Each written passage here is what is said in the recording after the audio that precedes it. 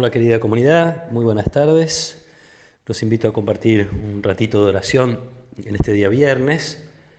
Vamos a leer un pasaje del Evangelio según San Juan en el capítulo 6, al inicio del capítulo 6. Jesús atravesó el mar de Galilea llamado Tiberíades. Lo seguía una gran multitud al ver los signos que hacía curando a los enfermos. Jesús subió a la montaña y se sentó allí con sus discípulos. Se acercaba a la Pascua, la fiesta de los judíos. Al levantar los ojos, Jesús vio que una gran multitud acudía a él y dijo a Felipe: ¿Dónde compraremos pan para darles de comer? Él decía esto para ponerlo a prueba, porque sabía bien lo que iba a hacer. Felipe le respondió: 200 denarios no bastarían para que cada uno pudiera comer un pedazo de pan. Uno de sus discípulos, Andrés, el hermano de Simón Pedro, le dijo: Aquí hay un niño que tiene 5 panes de cebada y 2 pescados. ¿Pero qué es esto para tanta gente? Jesús le respondió: háganlos sentar. Había mucho pasto en ese lugar, todos se sentaron y eran unos 5.000 hombres. Jesús tomó los panes, dio gracias y los distribuyó a los que estaban sentados. Lo mismo hizo con los pescados, dándoles todo lo que quisieron. Cuando todos quedaron satisfechos, Jesús dijo a sus discípulos: recojan los pedazos de pan para que no se pierda nada. Los recogieron y llenaron 12 canastas con los pedazos que sobraron de los 5 panes de cebada. Al ver el signo que Jesús acababa de hacer, la gente decía: este es verdaderamente el profeta que debe venir al mundo. Jesús, sabiendo que querían apoderarse de él para hacerlo rey, se retiró otra vez solo a la montaña. Palabra del Señor. La gente sigue a Jesús porque ve los signos que hace, curando a los enfermos. Y es una multitud la que sigue a Jesús. Y uno enseguida podría ser un poco agresivo y pensar, bueno, sí, lo siguen nada más porque quieren ser curados, o en este caso, Jesús después les va a decir: ustedes me siguen porque comieron pan, no porque vieron signos. Pero de todas maneras, yo no pasaría tan rápido por esta imagen. La gente sigue a Jesús porque encontró a alguien que se preocupa por ellos. Y probablemente cuando dicen en otro pasaje del Evangelio, habla como quien tiene autoridad, más allá de que obviamente Jesús tiene la autoridad de Dios para interpretar las Escrituras, para hablar, para las parábolas, para los signos.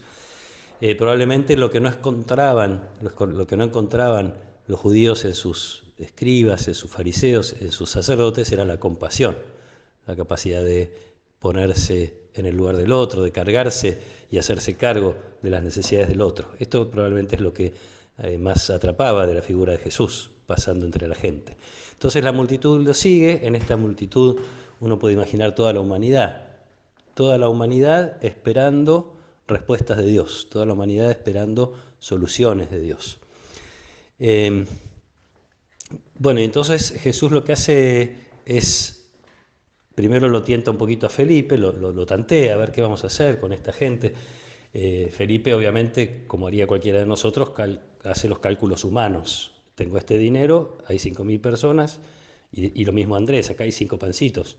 Los cálculos humanos que impiden por ahí ver un poquito más allá. Jesús ya sabía lo que iba a hacer, dice el Evangelio, y bueno, finalmente esta famosa multiplicación de los panes, que habla en primer lugar de un Dios, como digo, que se ocupa, que se hace cargo, que se preocupa, que trata de responder. Y si hoy hay gente a la que le falta pan, eso es culpa de otra gente ambiciosa que acumula, no es culpa de Dios, ¿no? Pero también es verdad que, yendo a esta expresión de Jesús, ustedes me siguen porque comieron pan y no porque vieron signos, nosotros queremos ver el signo que Juan nos regala en su Evangelio. Y no es muy difícil de percibir. Jesús toma el pan, lo parte y lo reparte.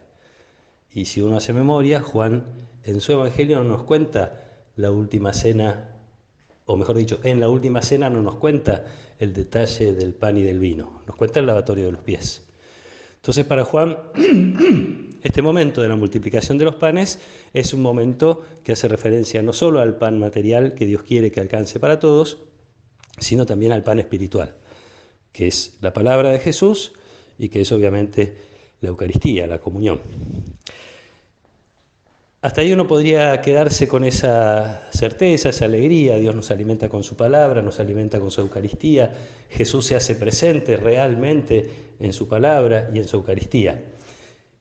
El tema es que nosotros también, como discípulos de Jesús, como iglesia que tratamos de seguir sus pasos, tenemos el mismo desafío. Nuestro camino en la vida debe ser estar atentos a las necesidades de los otros, compadecernos, y también, como hacen los discípulos, saber cuánto tenemos. Y son 5 pancitos, sí, es poco. Pero si no los pongo, es menos. Si los pongo, Jesús se encargará de multiplicarlos. Para nuestros bienes materiales, para nuestras capacidades, para una de nuestras grandes riquezas, sobre todo ahora, aunque estamos un poquito limitados, pero una de nuestras grandes riquezas es el tiempo. ¿Qué hago con esa riqueza que Dios me regaló? ¿De qué manera consigo compartirla? Y también para las riquezas espirituales. Quienes tuvimos la suerte de conocer a Jesús, quienes tenemos la suerte de alimentarnos frecuentemente de su palabra y cuando se puede también de la Eucaristía, tenemos una riqueza que no podemos negarle al mundo, no podemos negarle a las personas que nos rodean.